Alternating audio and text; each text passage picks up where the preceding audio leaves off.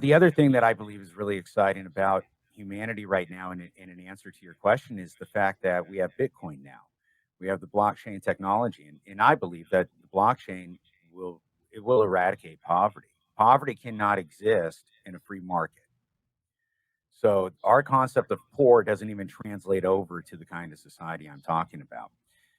And the reason why Bitcoin itself would eradicate poverty is because imagine what would happen to a society where the money you earn in your youth has a higher purchasing power than it had, or I'm sorry, let me say one thing before I say that. The current dollar is deflating, right? It's idiotic for us to put so much effort into chasing a asset that is losing value year over year.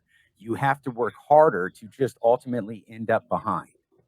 And there's a lot of ways where people, to no real fault of their own, they've got their one nest egg saved up and boom, it's gone. Right? And when they saved it, it became worth less in purchasing power by the time they needed it. So Bitcoin is a deflationary currency.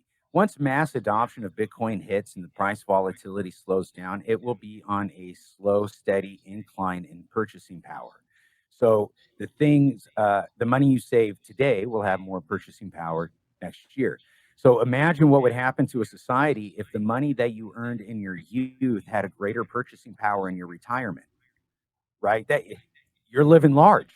You're living large because you're working your ass off when your body's good. And now that your money was stuck. So what that does to a society is that creates a society of saving, a society of being fiscally responsible. What it also does to the economy is companies now go, well, wait a minute. These people know that their money's worth more next year than it is now.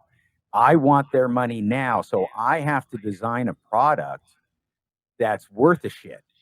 Nobody's going to keep buying from me if my shit breaks every year or every 2 years and planned obsolescence goes away, right? So the compounding effect of a deflationary currency like Bitcoin, and this is what I believe the government's so afraid of. I think even when COVID started, I felt like they were sloppy, like they were rushed. Whatever it was they were doing, they were in a panic. And the more I've really debated it, I really do believe it's the power of Bitcoin that they're afraid of. And they need to transfer us over to a central bank digital currency to really lock down the control. Because once we're on a central bank digital currency, we can kiss this podcast goodbye. We can kiss my Insta goodbye. You know what I mean? Because they're going to go, oh, you can't get gas. You can't go get food now.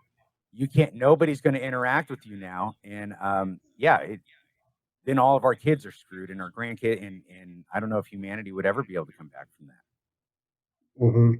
Yeah, I think your point about Bitcoin versus the dollar, just because the dollar is a Federal Reserve currency or fiat currency, and they're able to print more infinitely, which devalues it, like you mentioned.